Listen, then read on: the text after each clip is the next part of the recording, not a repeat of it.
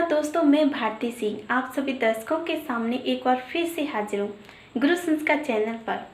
दोस्तों, आप सभी दर्शकों ने पिछले एपिसोड में गुरु महाराज के मुखार बिंदु से एक वचन सुन रहे थे। तो चलिए दोस्तों, मैं आज की कथा की ओर आगे बढ़ती हूँ। दोस्तों, आज की कथा को शुरू करने से पहले मैं आप सभी दर्शकों को गुरु महाराज के मुखार बिंदु से एक वचन सुनाऊंगी और उसके बाद फिर मैं आप सभी दर्शकों को राम कथा की अगली कड़ी बताऊंगी। नंद नंदन यशोदा नंदन भगवान श्री बाल कृष्ण लाल जी, उमापति भगवान शिव शंकर जी, राम कथा रसज्ञ मारुति नंदन श्री हनुमंत लाल जी महाराज, श्री गुरुदेव भगवान इस रामकथा के दिव्य सत्र के अष्टम दिवस में पधारे हुए समस्त ब्राह्मण वृंद, संत वृंद, सज्जन वृंद, दूर दराज से पधारे हुए विभिन्न स्थानों से विभिन्न पदों के पदाधिकारीगण, भगवत भागवत प्रेमी भक्तजन, इस दिव्य और विशद महायज्ञ के आयोजक, समस्त युवागण, भक्ति स्वरूपा भक्तिमयी माताएं बहनें और इस देश के भावी लाडले कर्णधार के रूप में विराजमान हमारे नन्हे नन्हे बच्चे और बच्चियों, हम आप सब कल बहुत ही सुंदर भगवान श्री राम के जन्मोत्सव का आनंद प्राप्त कर रहे हैं। विप्र धेनु सुर संत हित लीन मनुज अवतार, निज इच्छा निर्मित तनु श्री माया गुण गोपाल। भगवान का जो प्राकट्य हुआ उसमें 4 नाम दिया गया कि किस हेतु से, किनके हित के लिए। तो पहला आया विप्र, दूसरा नाम आया धेनु गाय, सुर देवताओं का नाम आया और फिर संत का नाम आया। इनके हित के लिए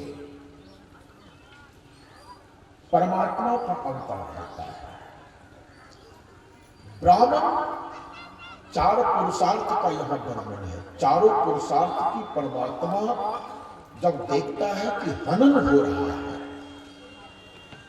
इसके ऊपर कुठाराघात हो रहा है, तो परमात्मा अपनी इच्छा से, अपनी शक्ति माया से शरीर का निर्माण करता है और पृथ्वी पर आता है। पहला नाम क्या है? विप्र। विप्र किसका प्रतीक है? धर्म का प्रतीक है। गाय अर्थ का प्रतीक है। देवता काम के प्रतीक है और संत मोक्ष के प्रतीक है। ये बहुत ही सुंदर शब्द है। ये 4 पुरुषार्थ मेरे जीवन में रहना चाहिए। हम धर्म करते हैं, ये ब्रह्म का स्वरूप होता है। हम धन कमाते हैं, ये गाय का स्वरूप होता है। हम काम का सेवन करते हैं, ये देवता का रूप होता है और मोक्ष प्राप्त करते हैं, ये संत का स्वरूप होता है। इसलिए प्रेमियों, जब धर्म के ऊपर अत्याचार अनाचार होता है तो वह परमात्मा इस पृथ्वी पर अवतार लेता है। जब गाय के ऊपर अत्याचार, गाय अर्थ का स्वरूप है। आप गाय का सेवन करते हैं, गाय से क्या मिलता है? धन मिलता है, अर्थ की प्राप्ति होती है। गाय के गोबर में लक्ष्मी है, गाय के गोमूत्र में गंगा जल है, गंगा का रस। ये मेरा शास्त्र कहता है। इसलिए गावो विश्वस्य मातरः। गौ कौन है? विश्व की मां है, विश्व की जननी है। इसलिए मेरा शास्त्र कहता है कि जब पृथ्वी व्याकुल होती है तो गाय का रूप धारण करती है, और जब धर्म व्याकुल होता है तो बैल का रूप धारण करता है। देव रूप धरि हृदय विचारी, साफ लिखा है। गौ का रूप धारण करके पृथ्वी आती है। और याद रखिए, इस पृथ्वी का भार पृथ्वी ने साफ कर दिया था। क्या? गिरि सरी सिंधु भार नहीं मोही, गिरि सिंधु भार नहीं मोही, जस मोही करुव एक पर द्रोही, जस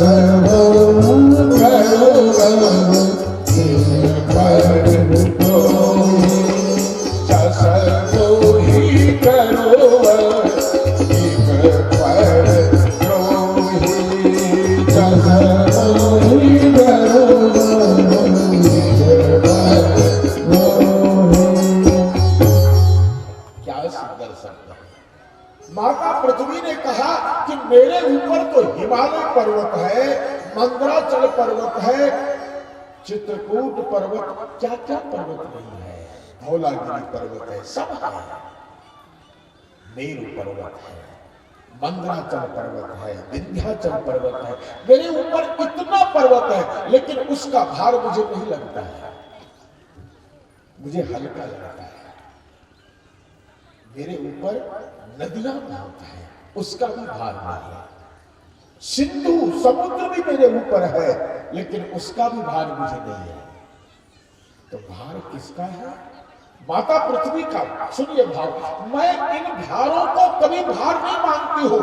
ये मुझे फूल की तरह हल्के लगते हैं, लेकिन मुझे भार कब लगता है? जस कोई गरुड़ एक पर गरुड़ पकड़ी सकता।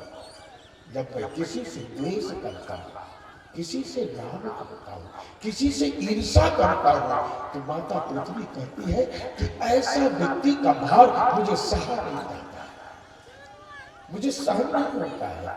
मेरे प्यारे बंधुओं, जरा इस शब्द को पकड़िए, कितनी अच्छी बात है। मुझे तो बहुत जगह कथा कहने जाता हूं, लोग मुझे कहते हैं कि महाराज कितना ईर्ष्या बन गया कि जरा सा स्वार्थ में भाई भाई को देखना नहीं चाहता है, छोटी आंखों को देखना चाहता है। भाई भतीजा में देखिए, भाई भाई में देखिए, दो गुदरी में देखिए, चाचा भतीजा में देखिए। आज क्या हो रहा है? ये पृथ्वी क्यों उथल पुथल हो रही है? ये भूकंप क्यों हो रहा है? ये लावारस क्यों हो रहा है? ये सुनामी क्यों हो रहा है? पृथ्वी माता ने साफ कह दिया कि परद्रोही मुझे सहा नहीं जाता है, मैं घबरा जाती हूँ। और जब घबराती हूँ तो याद रखो, जब कोई व्यक्ति घबराता है तो उसके शरीर में कंपन होता है, थरथराहट आती है। पृथ्वी के अंदर भी कंपन होता है, पृथ्वी घबरा जाती है, और उस समय कहीं लावारस फूट पड़ता है। आपने देखा केदारनाथ में, आपने देखा कहां? रामेश्वरम में जाकर के देखो।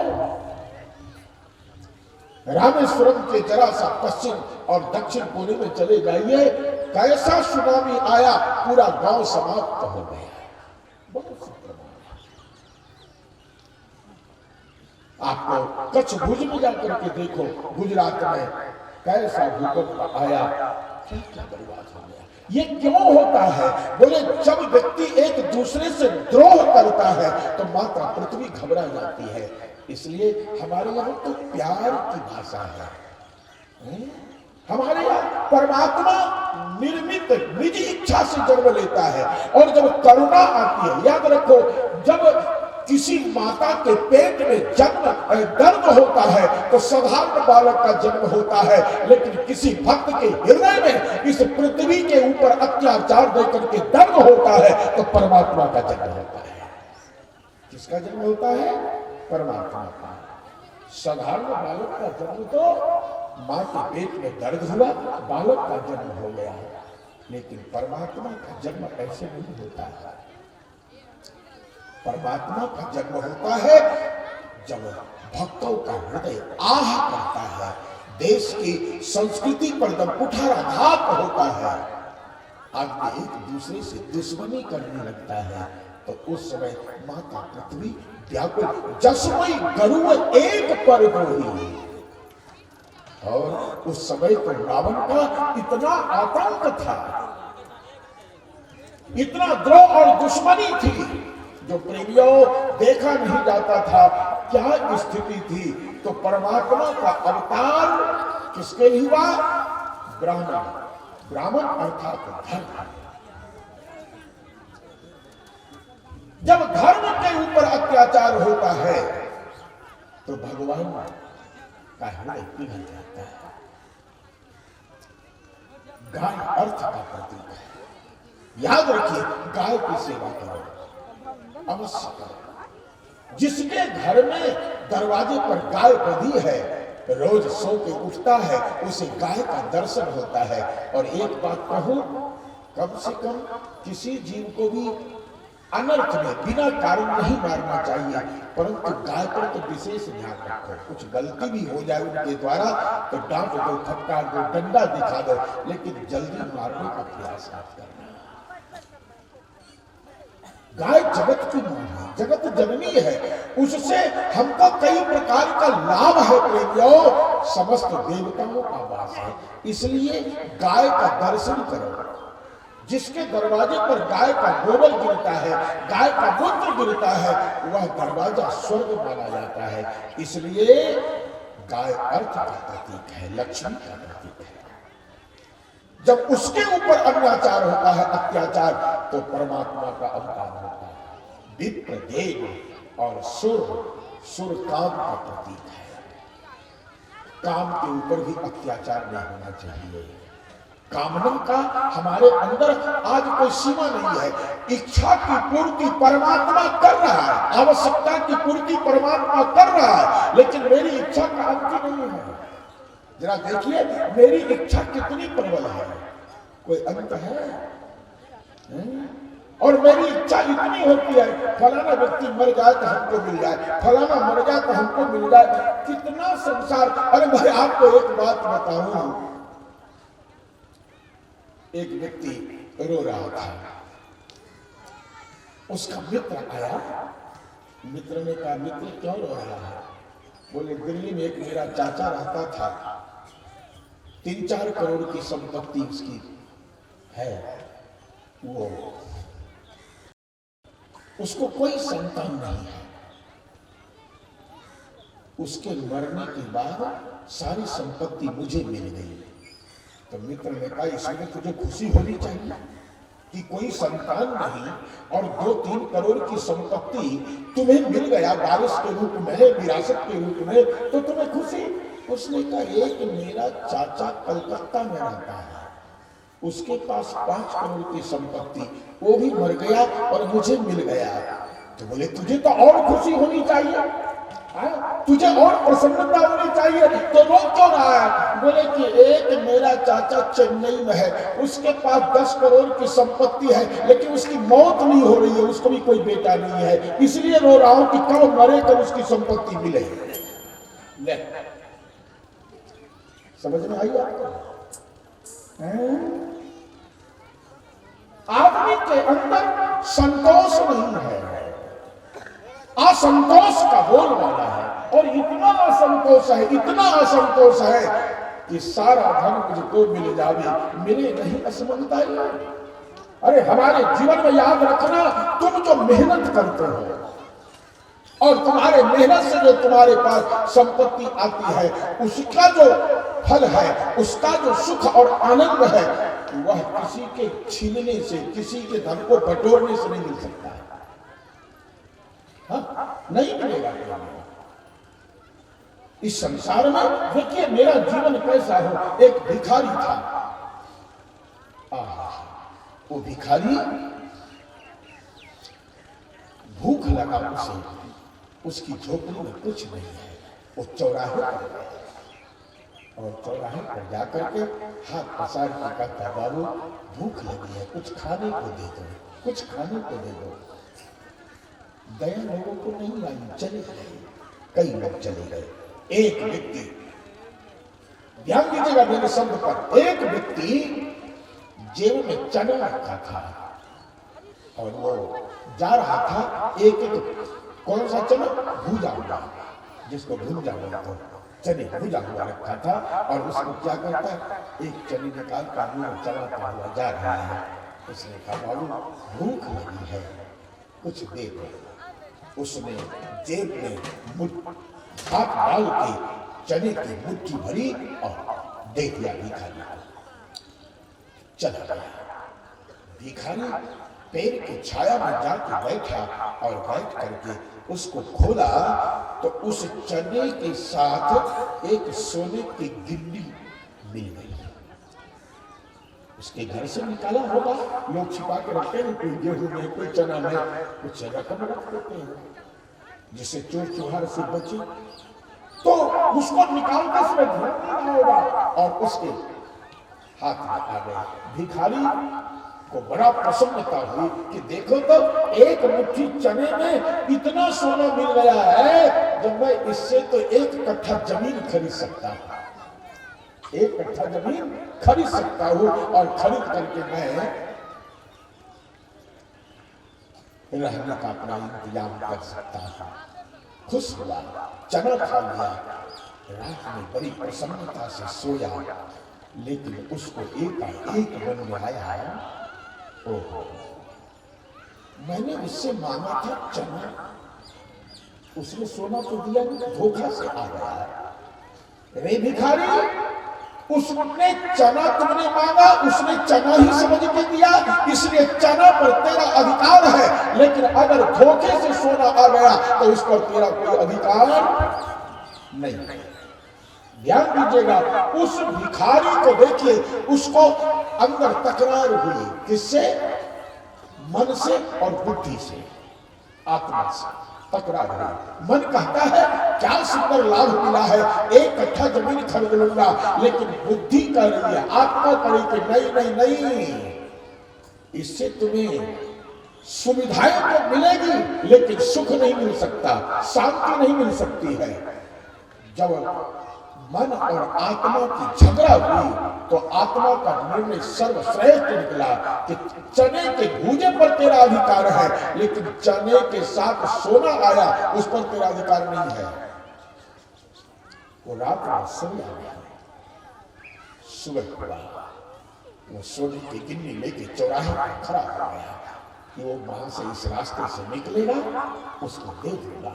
देखिए उस भिखारी का, वह भिखारी उसको लेकर के खड़ा हो गया। और प्रेमियों, जैसे ही वह व्यक्ति दफ्तर जाने के लिए निकला, उसने कहा साहब रुकिए। उसने सोचा फिर चना मांगेगा, उसने जेब में हाथ डाला, उसने कहा जेब में हाथ मत डाला। बोले तो, बोले साहब मेरे आपने ऐसा दान में दे दिया जो मेरे हृदय, मेरे घर में तकरार हो रहा है। उसने कहा तू तो भिखारी, तेरा घर कहाँ है? बोले मेरा ये शरीर ही मेरा घर है। बोले इसमें क्या तकरार हुआ? बोले मैंने आपसे चना मांगा था, आपने चना के साथ में आपके द्वारा एक सोने की गिन्नी आ गई, उसने मेरे हृदय में तकरार मचा दिया। बोले क्या? बोले कि जो वस्तु मैंने मांगा आपने वो दिया, वो तो मेरा अधिकार था, लेकिन धोखे से सोने की गिन्नी आ गई, उस पर मेरा कोई अधिकार नहीं, उस पर मेरा कोई आधिपत्य नहीं है, इसलिए ये आप अपना धन लीजिए। उसने कहा नहीं नहीं, धोखे से चला गया तो तुम रख लो। बोले ना ना, मैं नहीं रख सकता, रात भर इस सोने ने मुझे सोने नहीं दिया। बोले क्यों? बोले मेरी आत्मा ने कहा कि तूने चना मांगा, उस पर तेरा अधिकार है, ये धोखे से आ गया, इस पर तेरा कोई अधिकार नहीं है, आप ले लीजिए। प्रेमियों, ये राम कथा है। जरा समझना इस बात को कि हम किसी की संपत्ति को छीन करके ले लेंगे, मुझे सुख तो मिल जाएगा, मैं बैलगाड़ी, घोड़ा गाड़ी, ट्रक, जीप क्या मैं खरीद लूंगा, खूब सुख भोगूंगा, लेकिन आत्मा तुम्हारी शांति में नहीं रह सकती किसी हालत में। आत्मा को शांति पाना है तो शाश्वत कमाई रखो, तब नहीं तो नहीं मिल सकता। इसलिए देव गाय गरीब है, देखते हो जो सीधा सीधा व्यक्ति होता है क्या कहते, बेचारा गाय, क्या कहते, ये बेचारा गाय है। बोले हमको गाय की तरह अर्थ कमाना है, सत्य। प्रेमियों, मैंने आपको कामनाओं की बात कही ना कि हमारी कामना हो, लेकिन कामना आवश्यकता के अनुकूल हो। परमात्मा इस संसार में किसी को भी भूखा नहीं सोने देता है। कोई सोता है तो अपराध है, नहीं तो याद रखो, मेरा शास्त्र कहता है कि परमात्मा पहले अन्न देता है, बाद में उसे मुंह देता है। परमात्मा पहले पानी देता है, बाद में उसे प्यास देता है। परमात्मा पहले अन्न देता है, फिर मुंह देता है। अगर परमात्मा अन्न न दे तो उसे भी मुंह देने का अधिकार नहीं है, भूख देने का अधिकार नहीं है। अच्छा, तुम इस बात को मानो, जब तुम्हारा बालक जन्म लेने को होता है तो बच्चा जन्म लेता है तब मां के स्तर में दूध आता है कि पहले आता है? मुझे जवाब देना। गाय हो, बकरी हो, भैंस हो, चाहे कोई भी पशु हो, उसके बालक चाहे मनुष्य ही क्यों न हो, बच्चा जन्म लेता है उसके पहले मां के स्तर में दूध भरता है कि नहीं भरता है? परमात्मा पहले अन्न दिया कि पहले जन्म दिया? परमात्मा पहले उसके भोजन का इंतजाम करता है कि ये पहले जन्म लेगा तो क्या खाएगा। जो परमात्मा इतना इंतजाम कर रहा है, उस परमात्मा हमारी आगे की भी आवश्यकताएं को हमेशा पूरा करता है, करेगा। लेकिन मेरी इच्छा इतनी है, उसका अंत नहीं होता है। इसलिए प्रेमियों, विप्र देन सुर काम का प्रतीक है, कामना का प्रतीक है, और संत मोक्ष का प्रतीक है। हमारे अंदर संतत्व, हमारे अंदर सरलता होनी चाहिए। जिस व्यक्ति में सरलता नहीं है वो व्यक्ति सहज नहीं हो सकता है। सरलता हमारे जीवन का बहुत बड़ा आधार है। इसलिए प्रेमियों, हमारा शास्त्र कहता, संत सरल चित्त जगत हित जान सुभाव सने, स्वभाव सने सरल। प्रेमियों, हमारे जीवन में सरल वृत्ति आ जाए, यही साधुता है।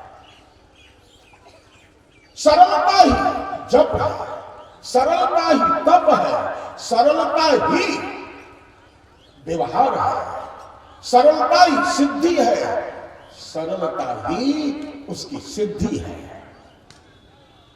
सरलता में जियो, हमेशा संत बनकर के रहो। संत का अर्थ भेष नहीं, संत का अर्थ होता है सरल चित्त हो। राम कथा मंदाकिनी चित्रकूट चितचार, तुलसी सुभग सदेह बन सिय रघुवीर बिहार। क्या समझ सकते हैं? राम कथा क्या है? ये मंदाकिनी है।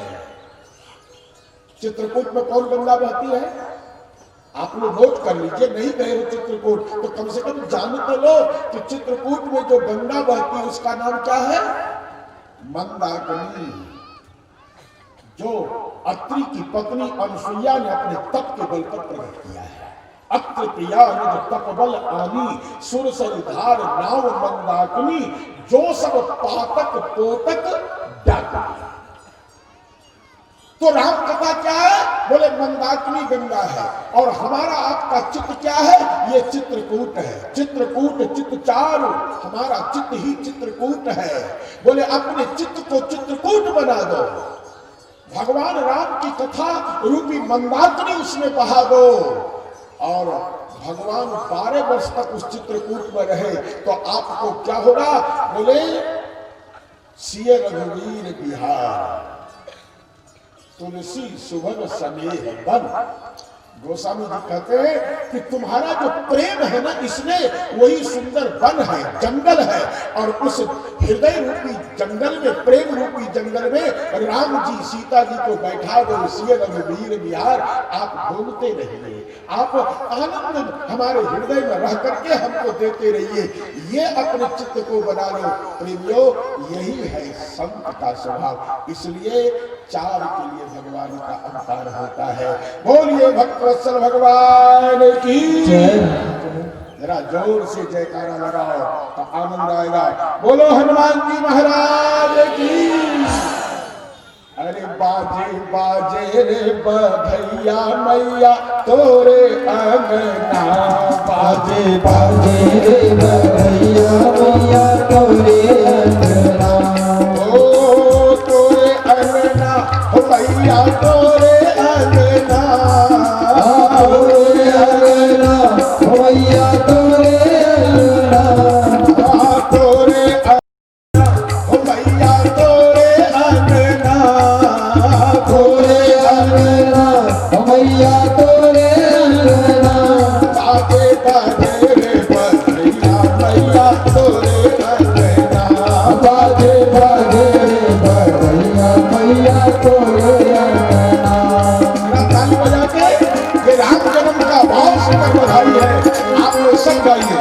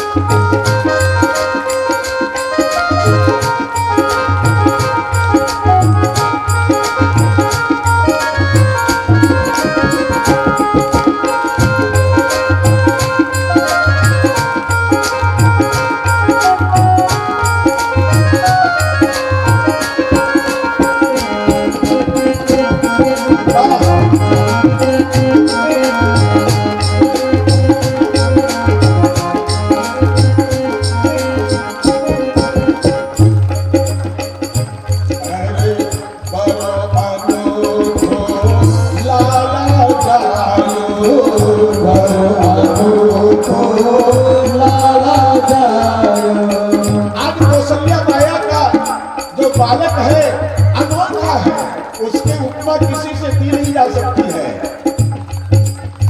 तुलसीदास जी महाराज ने कहा कि रामचंद्र को किसकी उपमा दूं?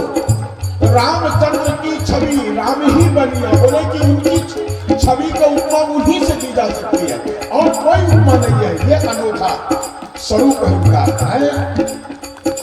ओ बनो अनोखो लाला जाओ, बनो अनोखो लाला जाओ, श्याम रंग सबके मन भालो, श्याम रंग सबके मन भालो, श्याम रंग सबके मन भालो, श्याम रंग सबके मन भालो।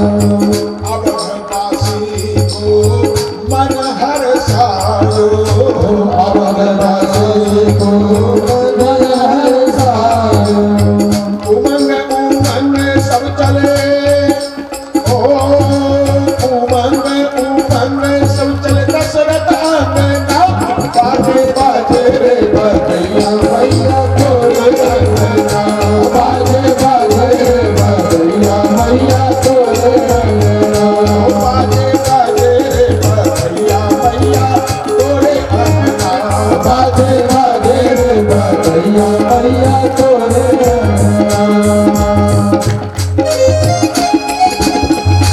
हरि बोल जय हो। प्रेम से संतान आते हुए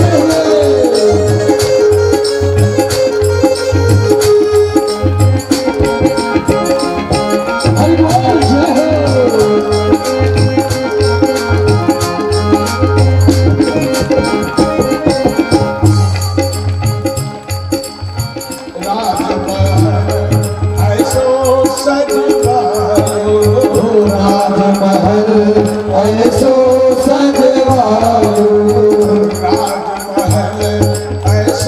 सजवायो, राजमहल ऐसो सजवायो। मैंने तो प्रभु को दियो लजायो, मैंने प्रभु के दियो लगायो।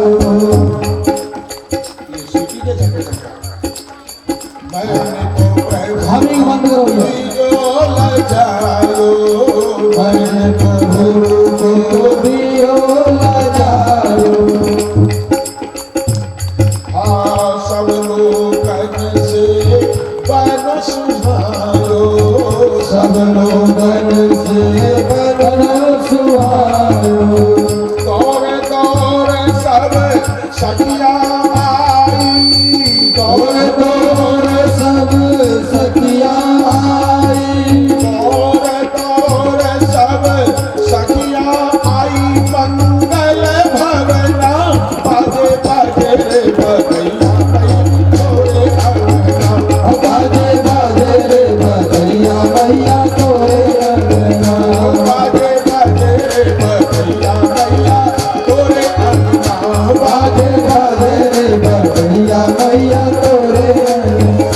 मैया तोरे अंगना, मैया तोरे अंगना, मैया तोरे अंगना, मैया तोरे अंगना। बाजे बाजे रे बधैया मैया तोरे अंगना। बाजे बाजे रे बधैया मैया तोरे अंगना।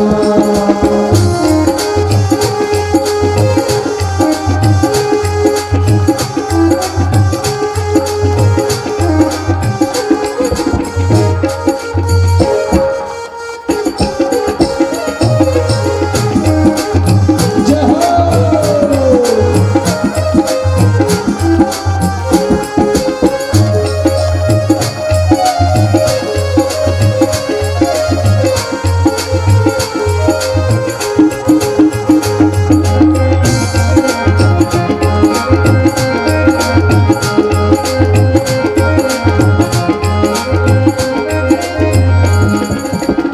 ब्राह्मण अपने वेद पढ़ते हैं, ब्राह्मण अपने वेद पढ़त है। ओ ब्राह्मण जहाँ तहाँ वेद पढ़ते हैं, ब्राह्मण जहाँ जहाँ वेद पढ़त है। दशरथ राजा तुमको दान करते हैं, दशरथ राजा तुमको गान करत है। पाग पीताम्बर कांधे पे धरते हैं, पाग पीताम्बर कंध पे धरत है। नारी को दियो मैया, ये तो ब्राह्मण को दिया, लेकिन नारी को क्या दिया? अरे नारी को दियो लन्ना चुगरी कांगना, बाजे रे बधैया मैया तोरे अंगना, बाजे बाजे रे बधैया मैया तोरे अंगना। बाबा दशरथ को हीरा मोती दान कर रहे, लेकिन मैया कौशल्या स्त्रियों को साड़ी देती है, कंगना देती है, चुनरी देती है, और इस तरह से उनको मंगलसूत्र आदि से सजा रही है। बाजे बाजे रे बधैया मैया तोरे अंगना, हो बाजे बाजे रे बधैया मैया तोरे अंगना।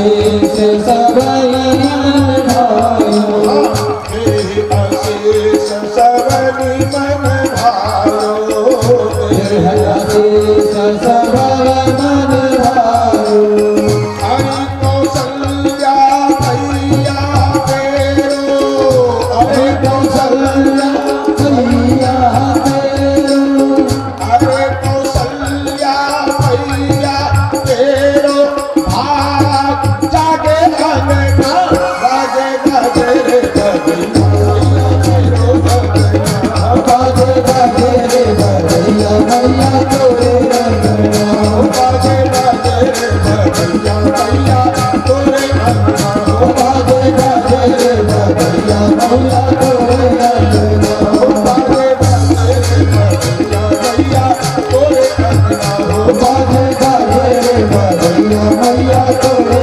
अंगना तोरे अंगना मैया तोरे अंगना तोरे अंगना मैया तोरे अंगना बाजे बाजे अंगना मैया तोरे अंगना हाँ तोरे अंगना मैया तोरे अंगना बाजे बाजे रे बजैया तोरे अंगना बाजे बाजे रे बजैया मैया तोरे अंगना बाजे बाजे रे बजैया मैया तोरे अंगना बाजे बाजे रे बजैया मैया तोरे अंगना बाजे बाजे रे बजैया मैया तोरे अंगना बोलिए चारों भैयन की जय आप लोगों ने हम तो सोच रहे थे कि आज एकादशी है सब भूखे प्यासे आए हुए तो जयकारा बोलने में उनको कठिनाई होगी लेकिन आज तो लगता है सब भर भर पेट खा के आए हैं द्वादशी के तरह गरज रहे हो तो गरजना ही चाहिए भगवान का जन्म कल हुआ तो आज तो गरजना ही है